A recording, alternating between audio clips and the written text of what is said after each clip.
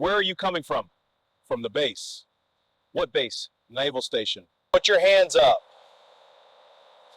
You don't look like a Navy officer. License and registration. Officer, I am with the department. We need to see his ID. Sir, your ID. License and registration, now. Step down from the vehicle. Step down from the vehicle. Passenger side clear, check in the back. Copy, I'll cover the door. All right, all clear, let's close it up. It was a quiet, seemingly innocent evening at a small fuel station, somewhere in the heart of the United States. The world was just beginning to settle into the cool embrace of night, but in the midst of that calm, a storm was brewing. Not a storm of thunder and rain, but a storm of injustice, a storm that would shake the very foundation of what it meant to serve and protect.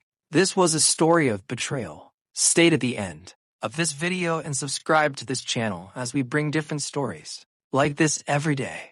This Navy officer's returned from the roughest seas of his life, only to face an unjust force much more dangerous than the raging ocean. Chief Petty Officer Michael Davis had seen the worst of the sea for over 2 months. He had been stationed aboard a naval vessel that had sailed through turbulent waters and faced violent storms. But the most dangerous storm he encountered wasn't on the ocean. It was coming straight at him as he drove back home, weary and bruised, to reunite with his family. He had served his country, spent endless nights at sea, and now, with a quiet sigh, he finally found himself on land. The only thing between him and his family now was a short drive to his hometown.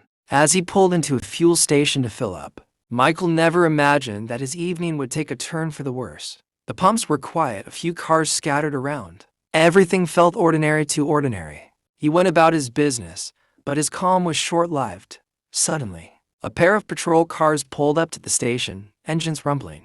Officers Mark Thompson, James Calloway, and Linda Reese stepped out, 3 figures that would forever be linked to the horror that was about to unfold. As Michael stood by his car, waiting for the gas to pump, one officer, Thompson, approached him without a word of greeting, his eyes scanning the uniform of the Navy officer. There was something about Michael that didn't sit right with him. Perhaps it was the way Michael's uniform looked pristine, the way his calm demeanor didn't match the anger the officer had been carrying inside. Or maybe it was just the color of Michael's skin. Without warning, Officer Thompson asked Michael to step away from the vehicle. The words that followed seemed harmless at first. A random check, they said. Michael complied, but the tension in the air grew thick as the officers surrounded him. Officer Calloway then leaned into the car and pulled out a small bag wrapped in plastic, something that immediately caught Michael's attention. "Sir, what's this?" Calloway asked with a mockingly calm voice. Michael's heart sank as the officer held up what appeared to be a small amount of cocaine. "I don't know what that is," Michael replied, his voice steady but filled with confusion.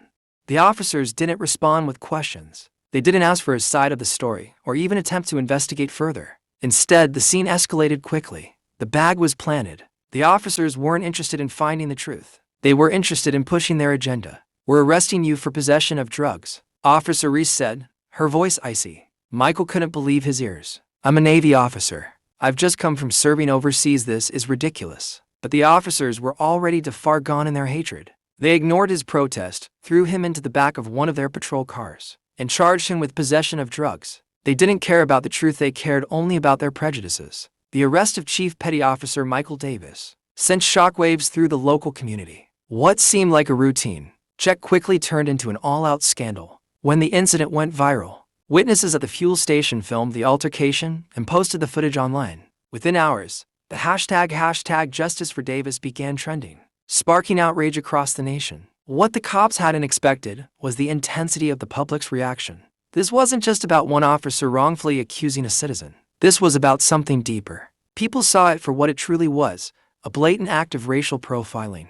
The country demanded answers. How could someone who had served this nation honorably be treated like a criminal on his way home? The pressure on the local government grew, and the police department found itself under an intense spotlight. The investigation began, led by independent agencies and federal authorities. The truth was about to surface, and it was more horrifying than anyone could have imagined. Days turned into weeks, and the investigation uncovered a chilling pattern of racial abuse by the officers involved. It turned out that officers Thompson, Calloway, and Reese had been known for targeting African American individuals in similar situations, using their authority to harass and accuse them unjustly.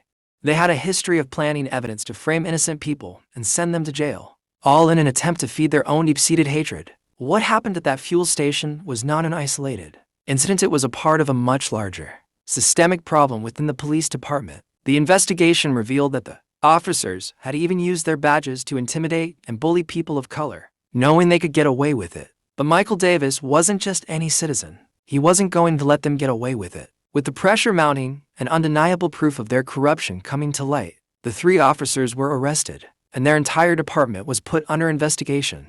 The police force that had once held power and authority over the community was now being scrutinized by the very people they were meant to protect. The trial of officers Thompson, Calloway, and Reese was a public spectacle. Their lies were exposed in court, and their careers were quickly dismantled. The officers were found guilty of planning drugs, racial profiling, and abusing their power. But the consequences didn't end there. Their actions had caused irreparable damage not just to Michael Davis, but to an entire community. In the aftermath, the government implemented sweeping changes to law enforcement practices. There were stricter regulations on how police officers handled accusations and arrest. The public was demanding more accountability, and the message was clear. There was no place for racism in the justice system. For Michael Davis, it was a bittersweet victory. The damage to his reputation had been done. His family had been torn apart by the stress of the situation. But through it all, he held his head high. He had fought for justice not just for himself, but for every person who had been wronged by a system that was supposed to protect them. Michael's story became a symbol of the struggle against racial injustice in America, reminder that even in the darkest of times, there are still those who are willing to stand up and fight for what is right. The storm at the fuel station may have subsided, but the fight for justice continued. It was a reminder that the battle against racial prejudice and corruption wasn't over. The story of Michael Davis wasn't just his, it was the story of every individual who had ever been wronged by a system that claimed to uphold justice, but failed to do so. As the nation watched the final verdict, one thing was clear: when the truth comes to light, no injustice can remain hidden forever. And for those who had suffered, there was hope that change was on the horizon, change that would be fueled by the courage of those who refused to be silenced. If you enjoy this video, don't forget to subscribe, hit the like button, and turn on the notification bell so you don't miss out any of our videos.